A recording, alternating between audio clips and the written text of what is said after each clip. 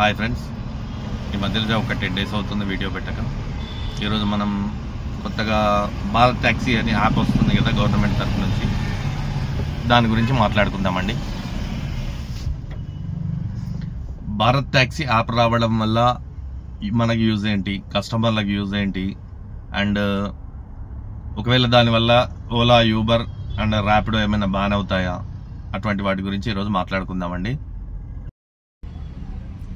యాక్చువల్గా భారత్ ట్యాక్సీ అనేది throughout India మొత్తం గవర్నమెంట్ తరఫున తీసుకురావాలని చెప్పి మోదీ గారు చెప్పారు. సో దాని ఇంప్లిమెంట్ కూడా జరుగుతుంది.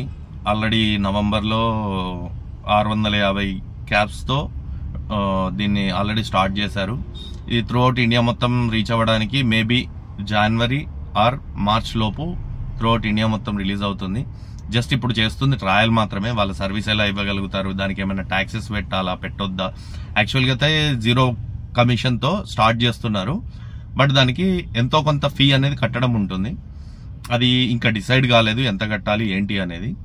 దాని గురించి ఇంకా ట్రయల్స్ నడుస్తున్నాయి. అండ్ దీనివల్ల యూజెస్ ఏంటి అంటే, ఒకటి గవర్నమెంట్ యాప్ కాబట్టి దాదాపు చాలా మంది యూజ్ చేస్తూ ఉంటారు. అండ్ ఇండియన్ యాప్ అది. ఈ యూబర్ వచ్చేసి మీకు తెలిసిందే అమెరికన్ యాప్.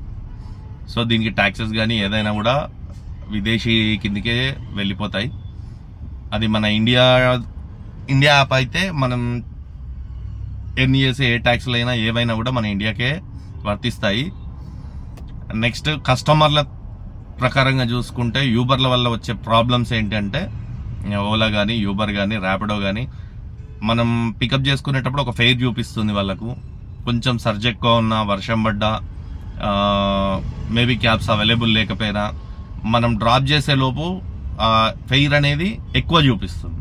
ఎంత ఎక్కువ అంటే ఏదో 50 రూపాయలు 60 రూపాయలు కాదండి, ఒక్కోసారి డబుల్ కూడా చూపిస్తుంది. దానివల్ల ఏమవుతుంది, అది కస్టమర్లకు మైనస్ అవుతుంది. పోనీ ఆ అమౌంట్ ఏదైనా డ్రైవర్లకు యాడ్ చేస్తారా అంటే డ్రైవర్లకు యాడ్ చేయరండి.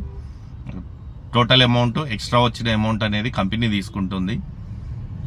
సో 20-25% వాళ్ళు ఛార్జ్ చేస్తారు మన డ్రైవర్ల దగ్గర. ఇలాంటి ప్రాబ్లం కస్టమర్లకు డబల్ ఫెయిర్ ప్రాబ్లం అనేది ఉండదండి. భారత్ ట్యాక్సీ వల్ల ఏంటంటే మనకు పికప్ టైంలో ఏదైతే చూపిస్తుందో డ్రాప్ టైంలో కూడా అదే ఫెయిర్ ఉంటుంది. సో కస్టమర్లకు ఈ విధంగా సేఫ్ సైడ్ అవుతారు. అండ్ సెక్యూరిటీ పరంగా ఓలా, యూబర్, ర్యాపిడోలో ఏ విధంగానైతే డ్రైవర్ వెరిఫికేషన్, వెహికల్ వెరిఫికేషన్ ఉంటాయో అలాగే అన్నీ ఉంటాయండి అప్లికేషన్స్. ఒకసారి దాంట్లో రిజిస్టర్ అయిన తర్వాత కస్టమర్లకు ఫెయిర్ ప్రాబ్లం తగ్గుతుంది.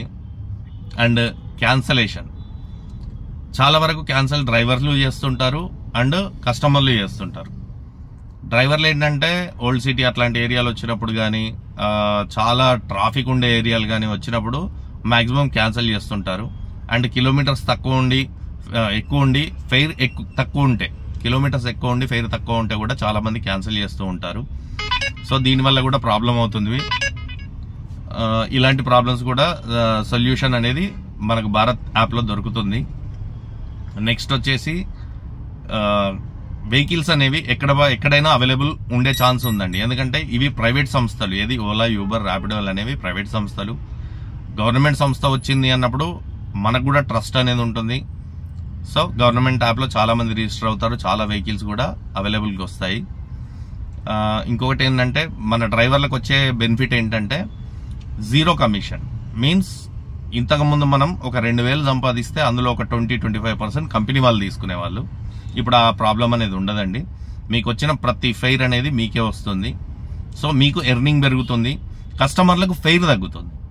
ఈ డబల్ ఫెయిర్ వేయడం, సర్జ్ టైంలో ఎక్కువ తీసుకోవడం అలాంటివి ఏమి ఉండవు. కాబట్టి అటు కస్టమర్కు బెనిఫిట్ ఉంటుంది, ఇటు మనకు కూడా బెనిఫిట్ ఉంటుంది. ప్రస్తుతానికైతే ట్రయల్స్ నడుస్తున్నాయండి.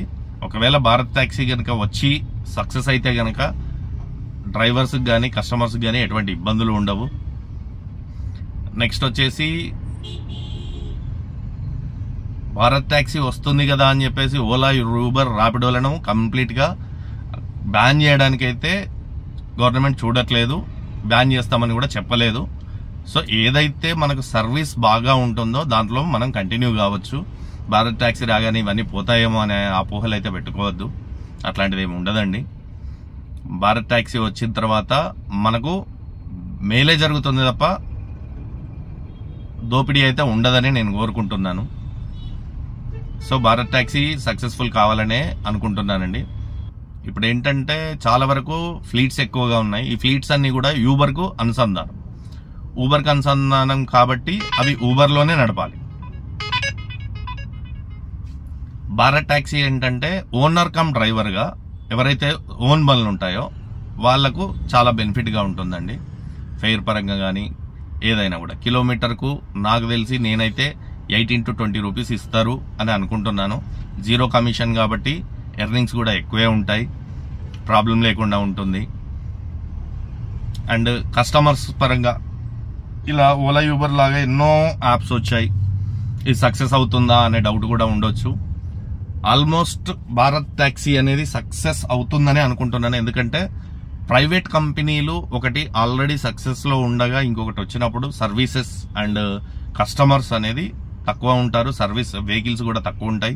ఆ విధంగా బుకింగ్స్ అనేవి మనం చేయలేకపోవచ్చు. కానీ భారత్ టాక్సీ అనేది త్రూ అవుట్ ఇండియా మొత్తం గవర్నమెంటే తీసుకొస్తుంది కాబట్టి కస్టమర్స్ అయినా డ్రైవర్స్ అయినా వెహికల్ ఓనర్స్ అయినా మ్యాక్సిమం ఆ యాప్ను ఇన్స్టాల్ చేసుకుంటారు, రన్ అవుతుంది. సో ఈ భారత్ టాక్సీ వచ్చిన తర్వాతనైనా డ్రైవర్ల పరిస్థితి మారుతుందని కోరుకుంటున్నాను. జై డ్రైవర్ అన్న. Thank you friends. Please subscribe చేయని వాళ్ళు ఎవరైనా ఉంటే సబ్స్క్రైబ్ చేయండి. Thank you friends.